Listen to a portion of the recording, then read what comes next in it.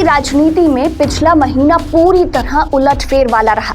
17 महीने पहले जिस तरह नीतीश कुमार ने भाजपा को छोड़ आरजेडी के साथ सरकार बनाई थी, जनवरी में राजद का साथ छोड़ उसी तरह नीतीश कुमार ने वापस भाजपा के साथ सरकार बना ली। तेजस्वी यादव की पार्टी आरजेडी एक बार फिर बिहार में विपक्षी दल की भूमिका में आ गई। सामने लोकसभा चुनाव है जो तेजस्वी यादव की बड़ी चुनौती है, क्योंकि 2019 के चुनाव में तेजस्वी की पार्टी ने खराब प्रदर्शन का रिकॉर्ड बनाया था और उसे एक भी सीट नहीं मिली थी। इस बार लोकसभा चुनाव के ठीक पहले तेजस्वी यादव को ऑफर मिला है। दरअसल AIMIM बिहार में पांव पसारना चाहती है। आरजेडी के लिए ये सबसे बड़ी परेशानी है, क्योंकि 2020 के बिहार विधानसभा चुनाव में AIMIM ने 20 सीटों पर चुनाव लड़ा और 5 पर जीत दर्ज की। इन 5 सीटों पर महागठबंधन के उम्मीदवार को बढ़त मिल सकती थी अगर AIMIM नहीं लड़ती। इसके अलावा दूसरे 6 सीटों पर AIMIM ने महागठबंधन को डैमेज किया और वे सीटें NDA के हिस्से चली गईं। हालांकि बाद में तेजस्वी यादव ने AIMIM के 5 में से 4 विधायकों को आरजेडी में मिला लिया, लेकिन अब AIMIM उस दर्द को भूलकर तेजस्वी के साथ गठबंधन के लिए आगे आया है।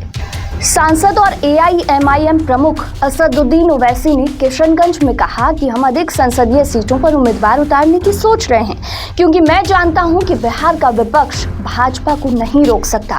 ओवैसी ने आगे कहा कि मैं तेजस्वी से पूछना चाहता हूं कि हमारे 4 विधायकों का क्या हुआ। वे अब सारी विश्वसनीयता खो चुके हैं। मैं आपसे अपील करता हूं कि मजलिस को मजबूत करें ताकि आपकी आवाज लोकसभा में भी सुनी जा सके और हम PM मोदी के 370 सीटों के सपने को रोक सकें। बिहार में अगर बीजेपी की सरकार बनती है तो इसका जिम्मेदार क्या अख्तरुल ईमान असदुद्दीन ओवैसी है। हमारे 4 विधायक को इन्होंने तोड़ लिया। आपने मजलिस के उम्मीदवार को आपने अपने वोट और दुआओं से कामयाब किया।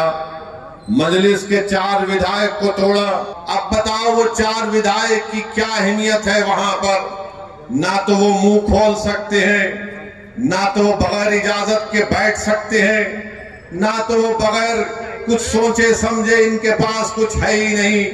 मगर मजलिस ने जो सीमांचल की सरजमीन पर जो एक सियासी इनकलाब को बर्पा किया, तो ये बात न मोदी को पसंद आई, ये बात न तेजस्वी को पसंद आई, न ये बात नीतीश कुमार को पसंद आई।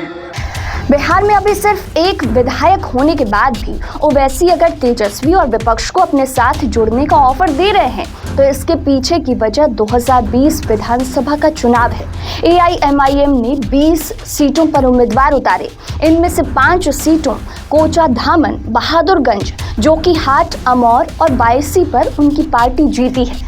2015 में कोचा धामन और जोकीहाट में JDU, बहादुरगंज और अमौर में कांग्रेस और बायसी में राजद जीती थी।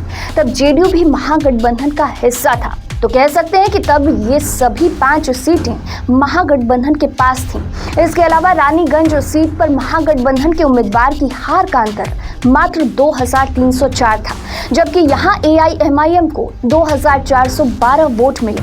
कुल मिलाकर ओवैसी की पार्टी ने महागठबंधन को 6 सीट का नुकसान पहुंचाया है।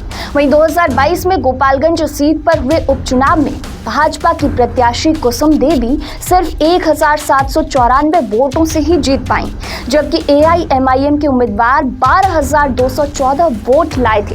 दावा है कि AIMIM अगर ये चुनाव नहीं लड़ती तो उनके वोट आरजेडी उम्मीदवार मोहन गुप्ता को ही मिलते। ओवैसी जान चुके हैं कि वो राजद के लिए मुश्किल खड़ा करने में अब कामयाब होने लगे हैं, तो वे तेजस्वी को ऑफर देकर लोकसभा चुनाव में भागीदारी चाहते हैं। फिलहाल वीडियो में इतना ही, और भी खबरों के लिए देखते रहिए इनसाइडर लाइव।